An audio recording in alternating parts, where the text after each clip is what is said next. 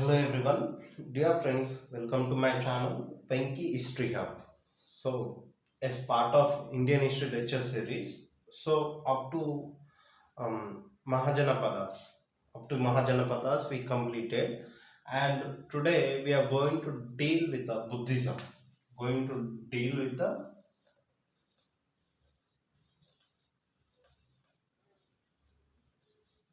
Buddhism.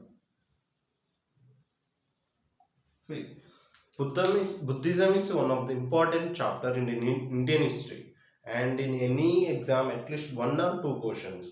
And if it is like UPSC and all, you get a lot of questions from the Buddhism. Okay, so Buddhism is one of the important chapter. So you need to know about the Buddhism and its religion and its way of life, etc.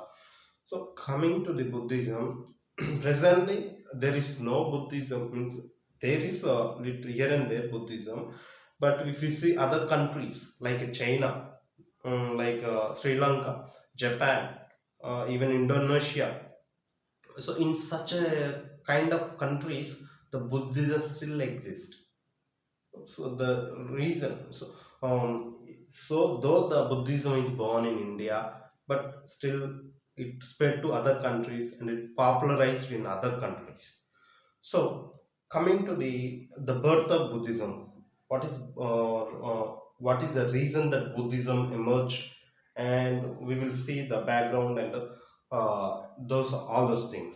So Buddhism basically it came around 6th century BC, 6th BC. So we spoke till about 6th BC, that about Mahajanapadas. So immediately we dealing with the Buddhism. So 6th century also we call it as a second urbanization. Second urbanization.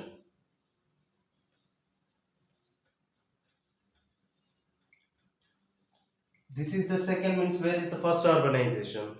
So Indus Valley civilization is first urbanization, and during the Buddha's time is the second urbanization in India. This is in India, okay.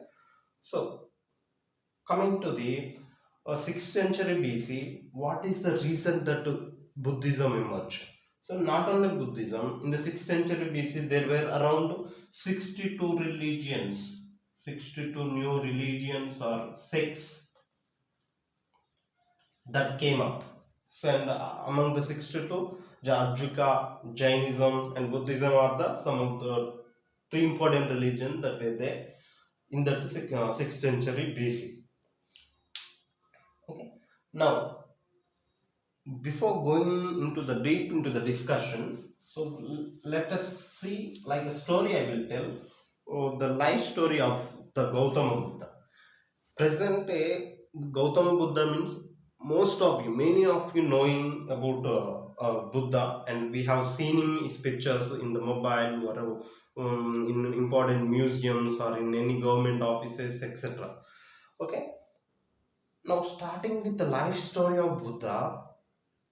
Buddha basically born in Nepal. Nepal. Present day Nepal is there, na? Nepal, Lumbini. Lumbini is the birthplace of Lord Gautama Buddha. So he was born in Nepal in a place known as the Lumbini to parents of Shuddhodana, Shuddhodana and Mahamaya. His parents are Shuddhodana and Mahamaya. And she passed away after his birth, after the birth of Lord Buddha. And till his enlightenment is not called as a Buddha, but is called as a Siddhartha. Since his famous name is Buddha, so we are continuing with the Buddha. So his mother Mahamaya, who gave birth to Buddha, is passed away soon after the birth of Buddha. Now his stepmother is a Gautami. Gautami has brought him up. So he nurtured him, he nursed him, and she nursed him and she brought him up. So this is about the parents of Gautama Buddha. So basically, when Buddha was in, when Mahamaya was pregnant at the time. She got a dream that elephants coming and giving a lotus to Mahamaya.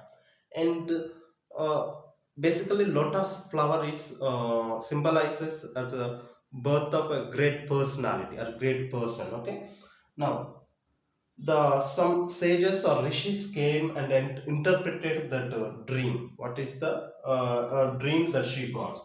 And in that dream, the rishis interpreted that Gautama Buddha. This is the story. Okay, Buddha will become either a great emperor,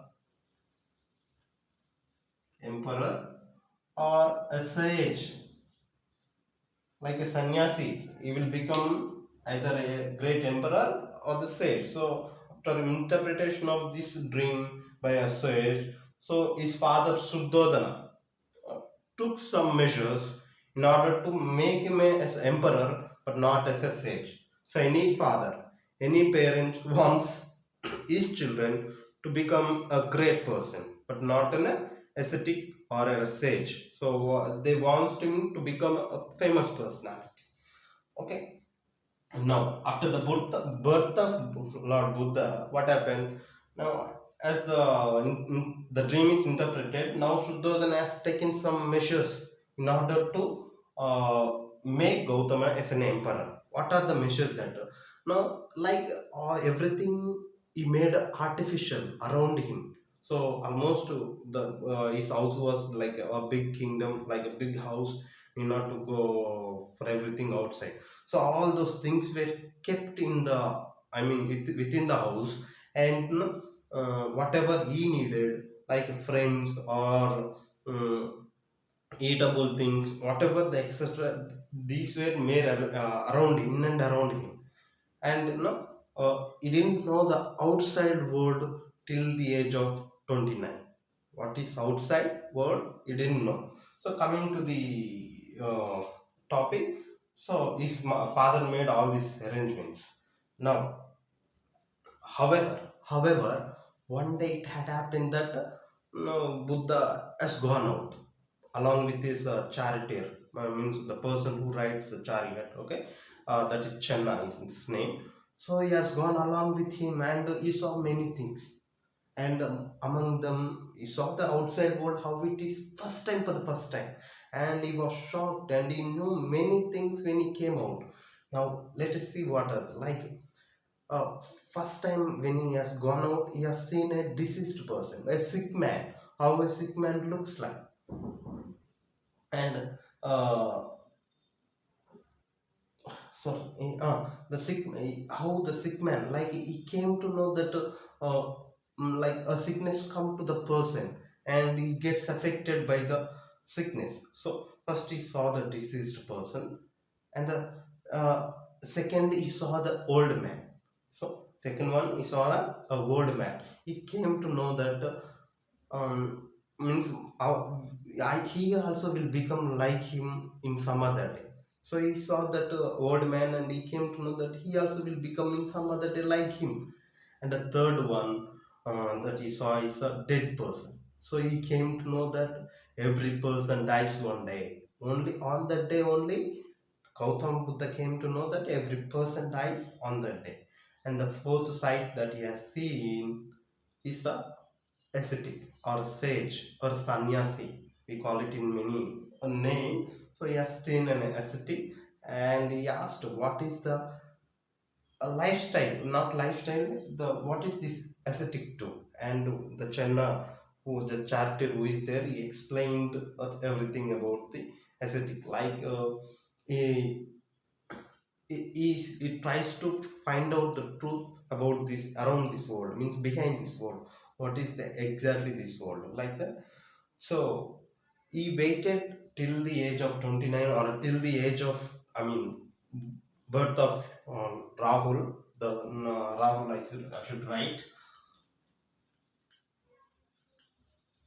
Rahul, or he also called Rahula.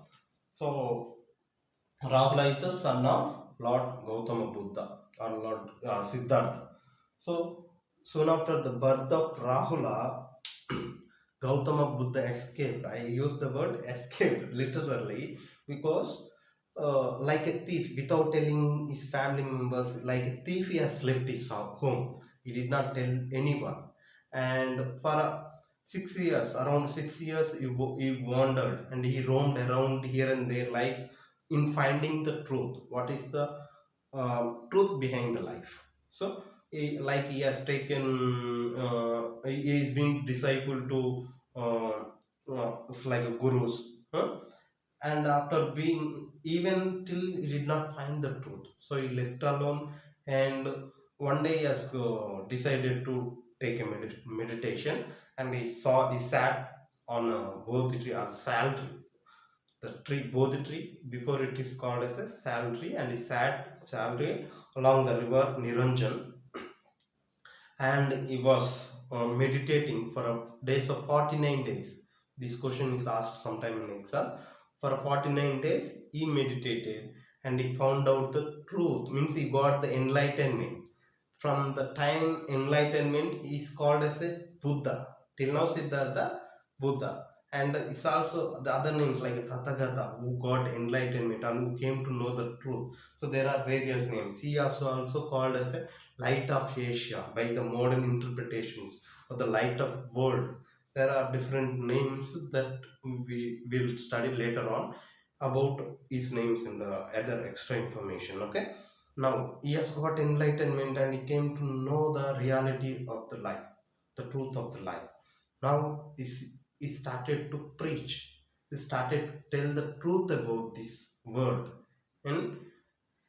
And he started to tell, like he was teaching to his disciples. So soon after the enlightenment, he has gone to the Sarnath, a place in present day UP, and I think UP, and he has given the first sermon. This is important event in his life. So he has given a first sermon to his disciple.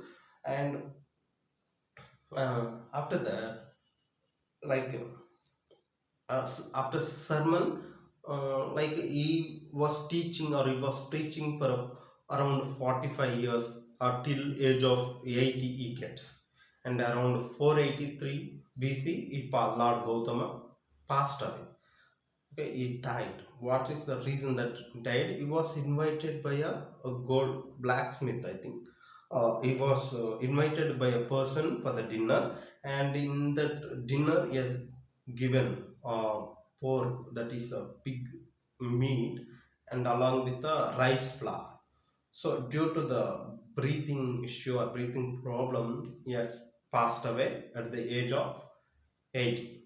So, and then the Buddhism continued after this disciple. So, this is a story about the Buddha. Very important story, and some events we will see in this story, during this story. Okay. Now we see the five main events of Lord Buddha, means life events of Lord Buddha, which are important, and these are called as a Pancha Kalyanas. So the first one is birth. First one is birth, and it symbolizes lotus. It symbolizes lotus. And the second one is great renunciation. Great renunciation. Great renunciation. And third one is Dharma Chakra Parvartana, or enlightenment. Sorry, enlightenment. Enlightenment. Then the fourth one, first sermon. First sermon. The fifth one is a death of Lord Buddha. So these are the five important events in the life of Lord Gautama Buddha.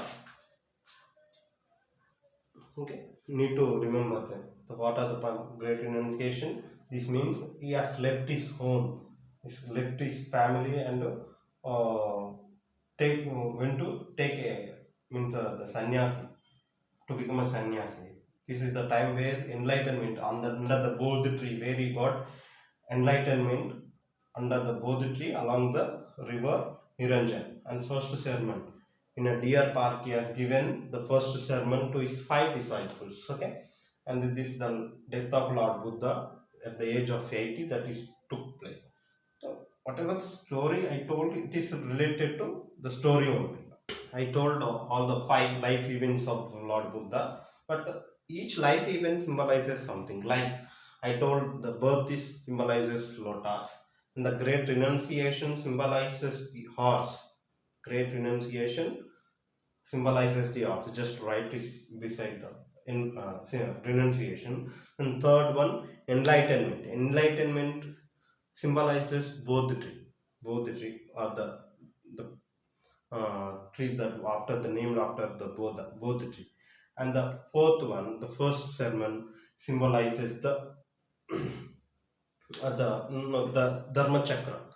Means this is the turning wheel of the time. Means this is the time where the lifestyle of Buddha is turned around totally, completely. And finally, the death of Lord Buddha symbolizes with the stupa. Stupa. So these are the 5 life events, and this symbolizes symbols that were there. We will speak about the 4 noble truths of the Buddhism. Okay, what are that? First,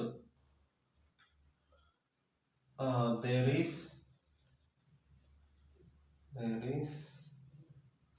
sorrow, or the world is full of sorrow. There is a sorrow, or world is full of sorrow.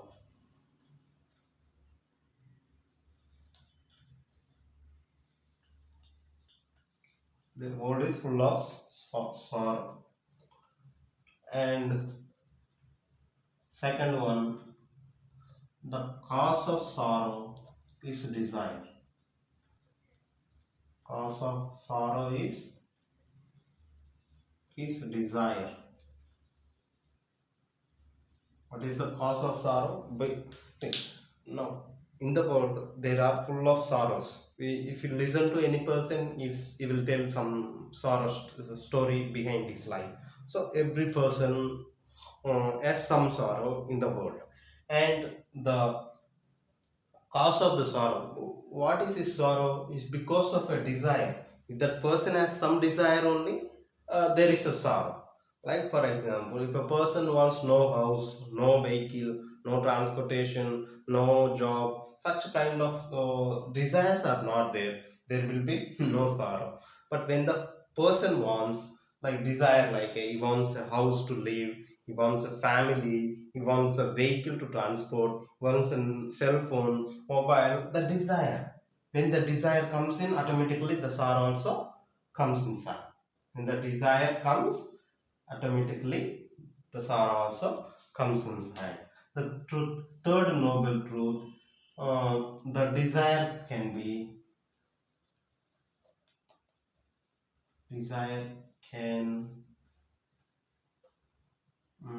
like let me mention, conquered, can be conquered. See, now everyone has desire, but if we conquer, if we are able to limit the desire, then only we can make that there are no sorrows in life. We can only make the sorrows can be when we able to conquer this desire, there will be no sorrow. Simple truth. There is a sorrow, and there is a the reasons for sorrow is a desire. And when we are able to conquer the desire, then we can remove the sorrow from the life. And for that, the fourth noble truth, if we follow the eightfold path, in order to remove the desire, we need to follow eightfold path. Only eightfold path. So these are the 4 noble truths. Okay? Once again, I'm explaining. There is a sorrow in life, or there is a sorrow in the world. There is full of sorrow in the world, and the reason for the sorrow is a desire. That every person has a desire to get something, to build something, to have something. So when this a desire, automatically the sorrow comes in, and this desire can be conquered by following the eightfold path. So now these are four nobles. So now we will see the what are the eightfold path. Speak about eightfold path, which is so important in Buddhism. That every person have a right vision that what he has to do, and right aim that what he wants to aim in the life. Right speak correctly to the person. Right proper action. Whatever the action is doing, it has to be correct, and the right livelihood, earn his livelihood in correct way, not in a robbery or another way. Right effort, he has to keep the efforts on right way. Right awareness, he has to be aware of the things that are in and around. And right meditation, do the meditation in a right way. So if you follow this eightfold path, you can conquer desire. When you conquer the desire, the life will be smooth, like there will be no sorrow in the life, so you can overcome your suffering in the life. So this is the main eightfold path of in the Buddhism. This means a person should not have a luxury life or a poor life. You should follow the middle path, like a life of medium. Uh, Everything is like limited. Since he has too much, you should not eat too much, and even he has no nothing, does not mean he should not eat anything. So if you follow the middle path, the life will be correct. So the eightfold path means this one. Yeah. Next, we'll deal with the Buddhist council. So, how many councils were there? There were around four Buddhist councils were held. How many? Four Buddhist councils were held till now. Okay. Now, we will see on the one side the year of the council that took place, the place where the council took place, the king during the council, who is the king of this council, and the president of the council. So just write a four column, then you can write it on. So the first Buddhist council was held in 483 BC. First Buddhist council was held in 483 BC. Soon after the death of Lord Buddha. So where it was held? It was held in Rajgriha, Sabakam in Saptapadi caves. In where Ajata Shatru, Rajgriha, it is in and around Bihar, it will be there, near the Patna. King was Ajata Shatru. Ajata Shatru is basically Haryanka dynasty.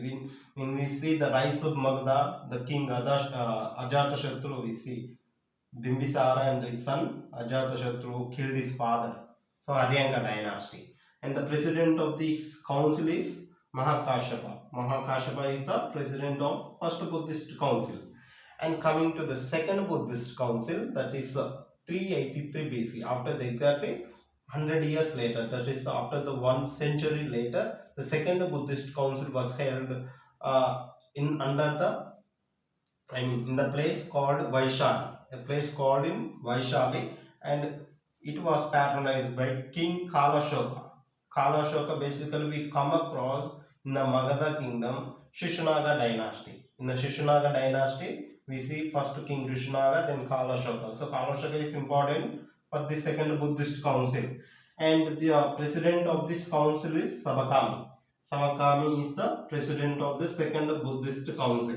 Then coming to the third Buddhist council, that was held in 250 BC. So 250 BC in Pataliputra. So Pataliputra is a present day Patna. Present day Patna is known as a Pataliputra at that time, and it was patronized by King Ashoka.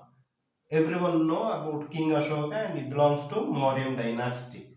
And basically, there was a confusion or debates regarding the birth of Lord Buddha. So, because of consecration of this Ashoka only, the year is like calculated.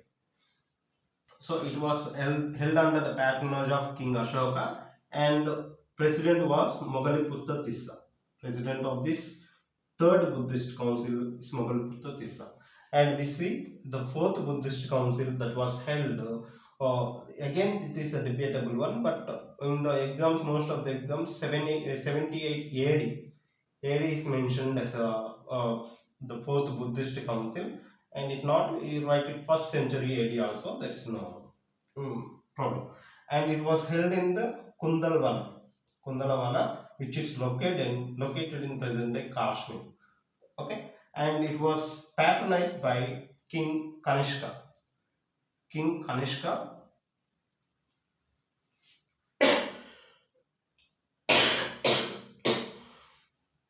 who was a Kushana ruler in Kushana dynasty.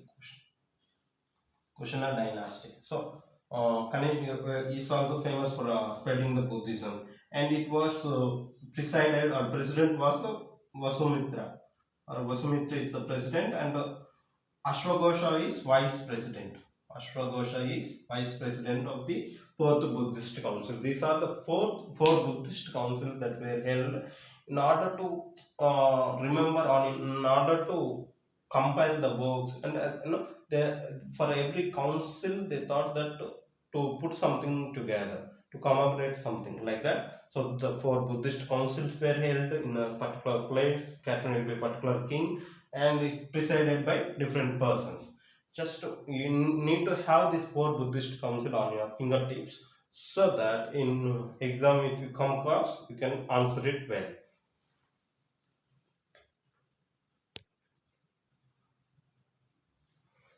Next, we will deal with the sects of Buddhism. There are mainly three sects. There are many sects are there in Buddhism, but to have a clear idea, just I wrote three important sects that are there in Buddhism. First one, Hinayana Buddhism, Mahayana Buddhism, and Vajrayana Buddhism. First, Hinayana. If we speak about the Hinayana Buddhism, here the original teachings of Buddha is means followed. The what Buddha said, they followed his teachings only, and they considered him as a human being, like what Buddha, I mean, preach. Whereas when we come to the Mahayana Buddhism, here Lord Buddha is just differentiating the both. Buddha is considered as a god here.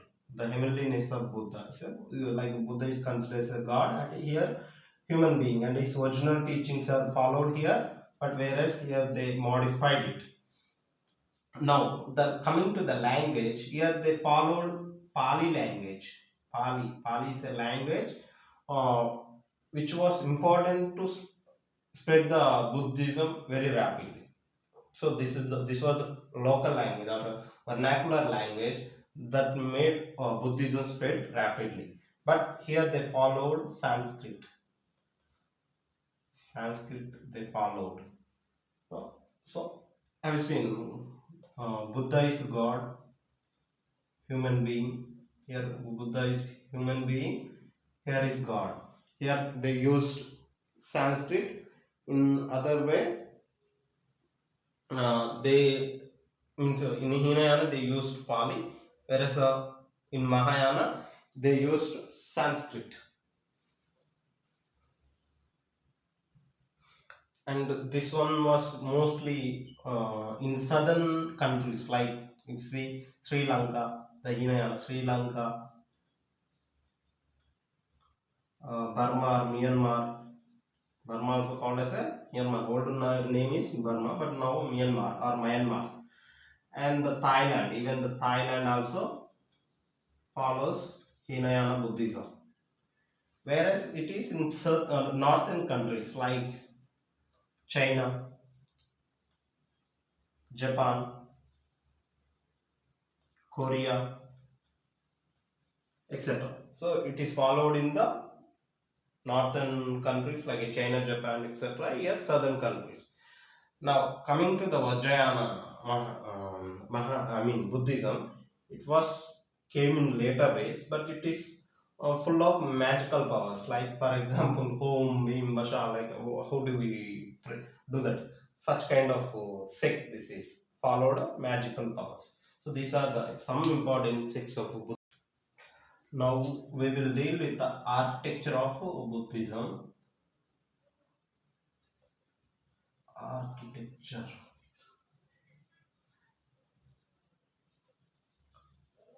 What are the architectures that are there? First, we will see stupa.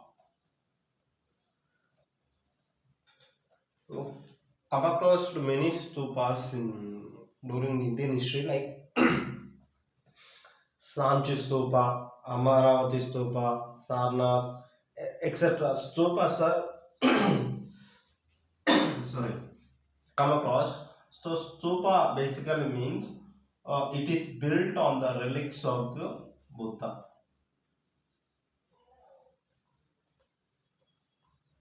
Relics of Buddha. For example, the teeth of Buddha or the bones of Buddha, the hair of Buddha, that were taken and buried there and built on it. So, with whatever is stupa is whatever is built on a relic of Buddha is known as a stupas. Now, stupas are divided into three, like one Dhatu Garbha Stupa.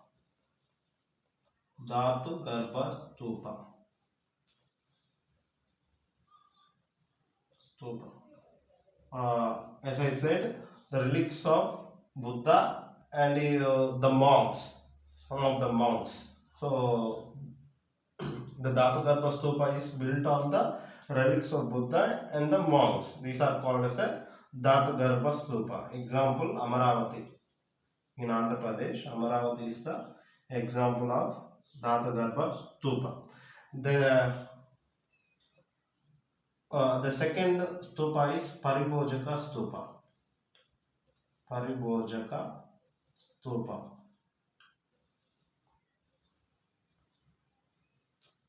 The stupa which are built on the things used by the monks.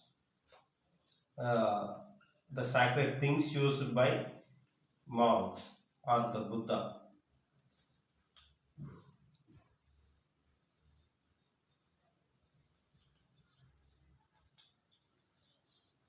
This is known as a Paribhojaka Stupa. Then third one, Uddeshaka Stupa. Uddeshaka Stupa. It is built in a commemoration or in a what you can call gratitude.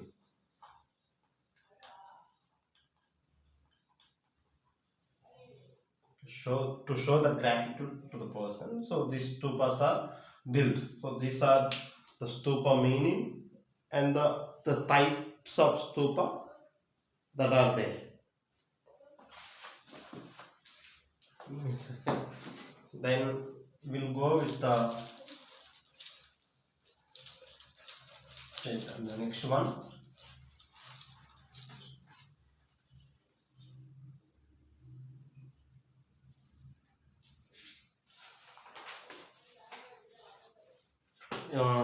Vihara. The second one will go with the Vihara. Vihara.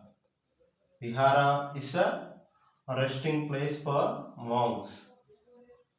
Resting place of monks.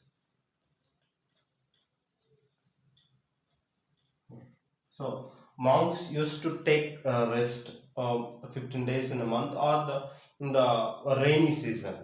So during this season, so they cannot go here and there. So they used to stay in a place. So they used to take rest. So the place are known as a viharas. Okay. Then third one is chaityas. Chaityas. Chaityas are prayer halls for this prayer hall for the monks. Uh, Not only monks, it's a prayer hall. Okay, prayer hall or chaityas mean a prayer hall. Then the last one we see arama. It is some of you might be hearing about this newly. Arama. Arama is basically a place, a, a place where stupa, chaitya, vihara, and education center. Education centers are there. Centers are there as known as a arama. Arama means in a place where four things like stupa, chaitya, vihara, and the education system, education institutions are there. Place is called as a arama. Okay.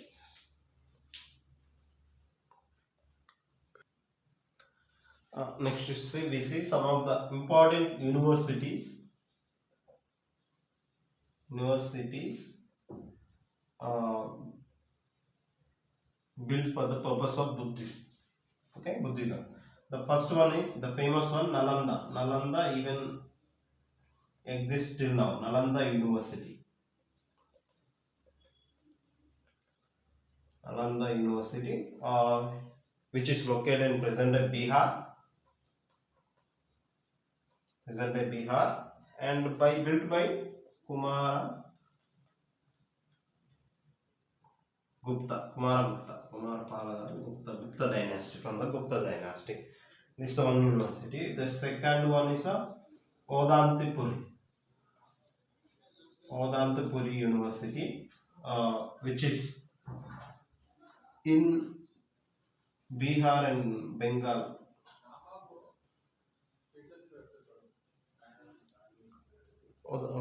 Give me a minute.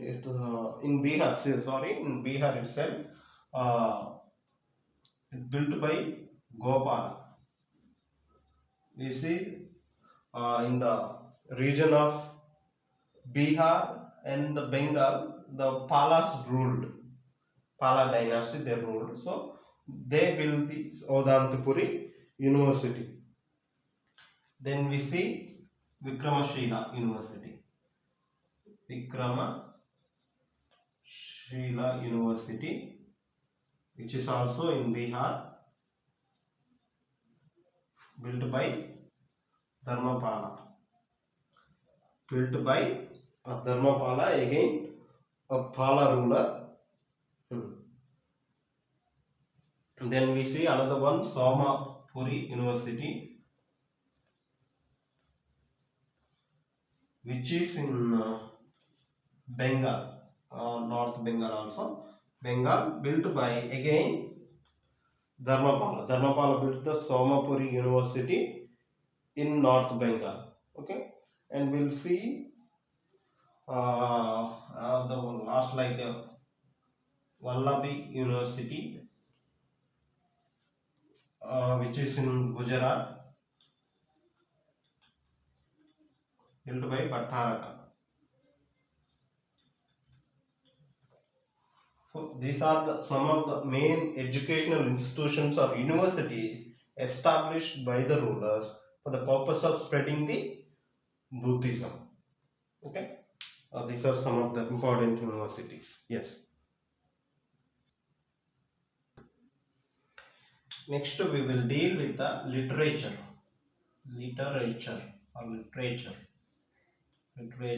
of Buddhism. See, the important books are like Tripitakas.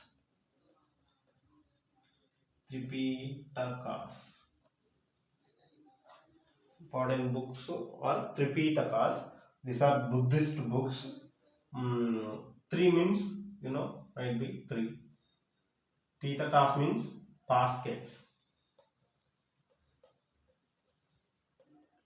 So that means those days means the writings were written on a palm leaf and kept in the baskets. The meaning, The writings were on the palm leaves and kept in the basket. So in that way, it is known as a Tripitakas. Now among the Tripitakas, Sutta Pitaka. Sutta Pitaka is an important one. It's compiled by Ananda. Compiled by Ananda. And these are the teachings of Buddha. What is there inside? Teachings of Buddha. And this is divided into 5 parts. 5 parts known as a Nikayas.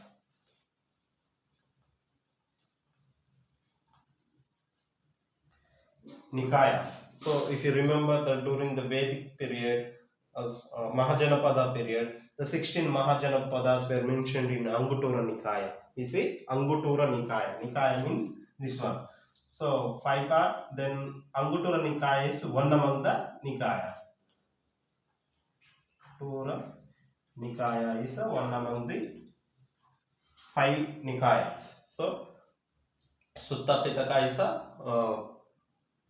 book compiled by Ananda, and in these books the teachings of Buddha are there, and this book is divided into 2 parts, the 5 parts, each part called as a Nikaya. Example of Nikaya, Anguttara Nikaya, which we talked or which we spoke or discussed in the earlier during the Mahajanapada period.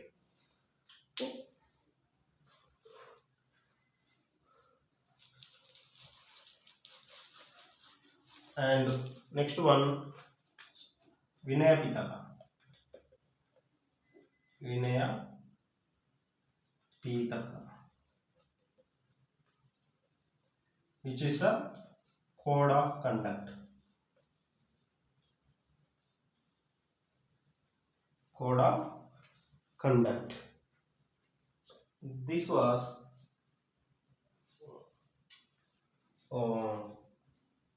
by Upali. Compiled by Upali. Okay.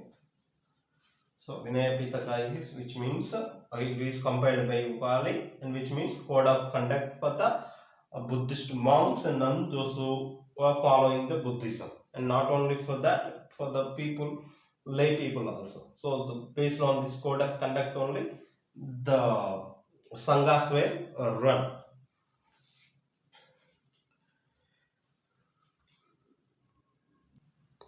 Then third one is Abhidhamma Pitaka. Abhidhamma Pitaka, which explains about the doctrine of Buddhism. Explains about the doctrine of Buddhism. It is written later times. Okay, the teachings and the sayings of Buddha, etc. It explains about it. Okay, these are the important text of the Buddhism, and there are some other texts like very important text that we see, that Deepavamsha,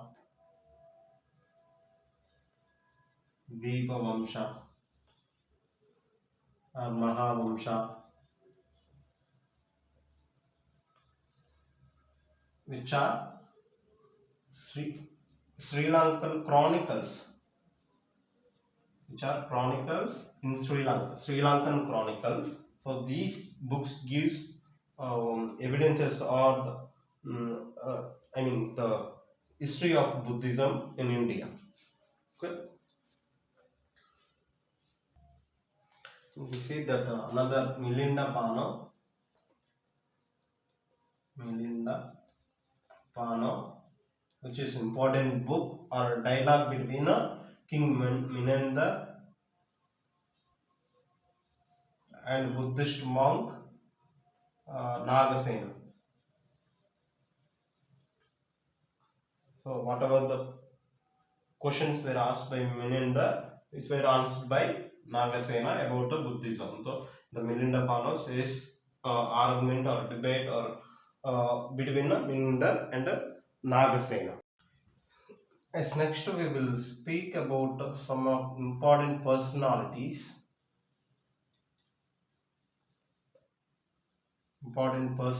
in Buddhism. The first one we will speak about Nagarjuna, not Akinen Nagarjuna. Nagarjuna is also called as a Indian Einstein.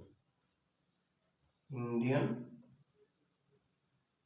Einstein is also called as a second Buddha. Second Buddha or Tathagata.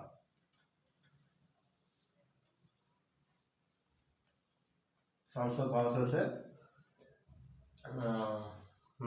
Nagarjuna is and Indian Martin Luther. Indian Martin Luther. He was so intellectual that he has got all his names, and he has brought many reforms in Buddhism where it was Buddhism where it was going down at the time, and he has written so many books. We will see that one, and basically Nagarjuna is from Shatavahana. He is born in. It is said that he is born in present day Andhra Pradesh, AP, who is also contemporary of Yagnesri Shatakarni. Yagna Sri Shatakarni. So if you see him, he will be there in Shatavahana dynasty. Shatavahana dynasty, we can see that Yagnesri Shatakarni, and during the Yagnesri Shatakarni time only Nagarjuna was there, and Yagnesri Shatakarni has built some chaityas, the aramas in the Nagarjuna Konda, present day even the Amaravati, and he has given to Nagarjuna. So on his Nagarjuna only, the place named Nagarjuna Konda, which is located in between, the Krishna River Valley, the name came Nagarjuna Konda. Okay, because of this personality, and he has written many books, like some of them which speak like Lalita Vistara.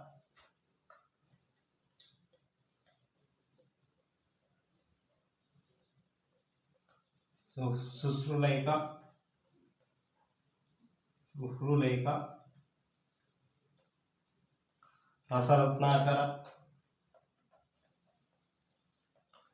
Rasaratnakara,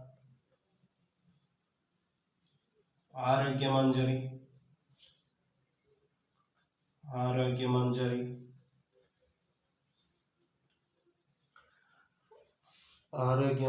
Madhyamika Karika,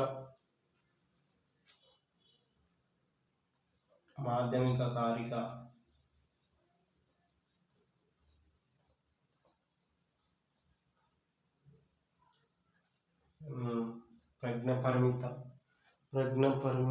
Sutta, Prajnaparamita Shastra, Parimita Shastra. He followed the Madhyamika way of life. Like as Buddha said, you should not have extreme desire or very more desires or extreme poverty. So in that way, Nagarjuna proposed the middle path, the path of middle way.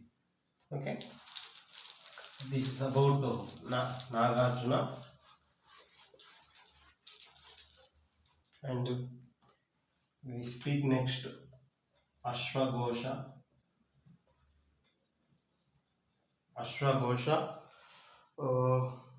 Person who came, who is also known as a Indian Milton,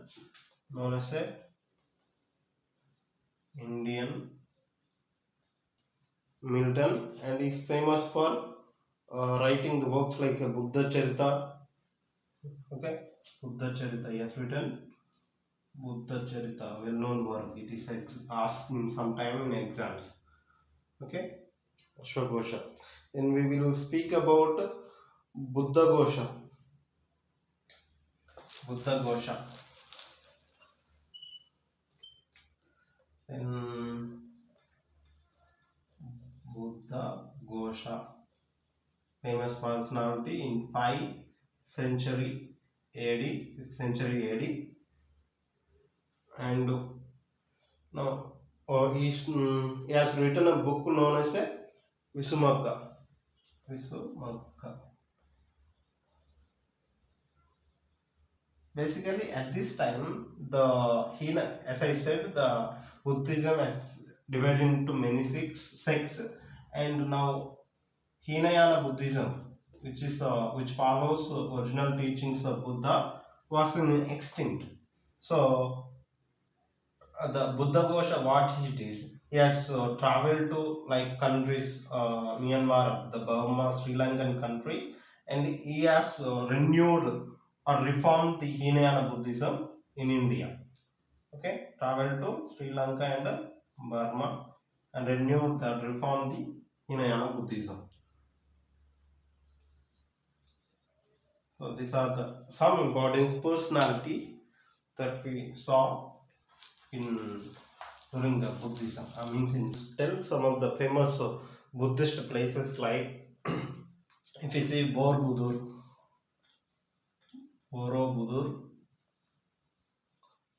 one of the largest temple in the world. In this place only, the largest Buddhist temple is there.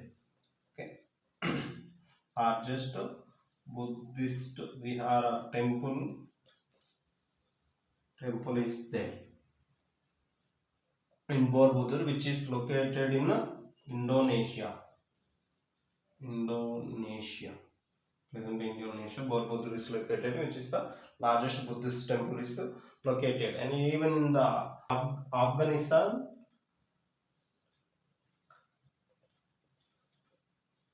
Bhumiyan is a place where there was the largest Buddha statue, but it was destroyed by Taliban in around 2001. Okay, these are the some of the important places that related to Buddhism outside of India. There are more, but these are the famous one and the largest one. And we see India, there are like Sarnath, Sanchi, Amaravati,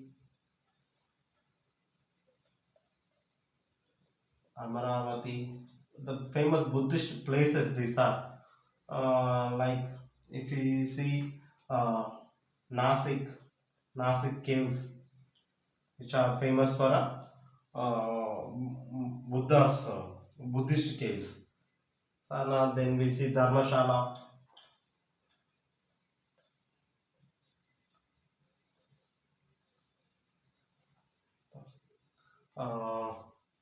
These are some of the important places. There are a lot more in India. Some of the important Buddhist places that we can see. And if we speak about the decline of Buddhism,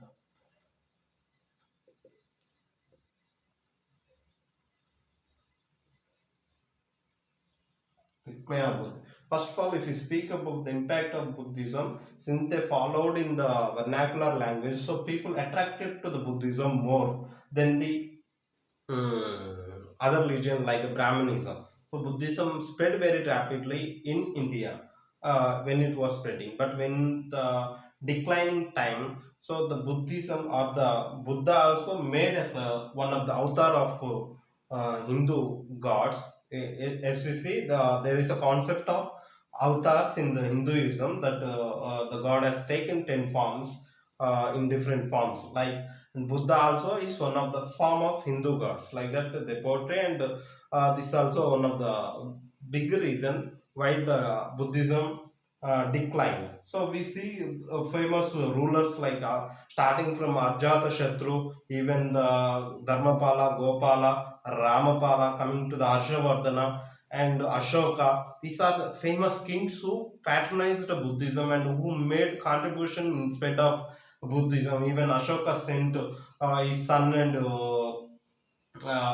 daughter to the Sri Lanka to spread the Buddhism.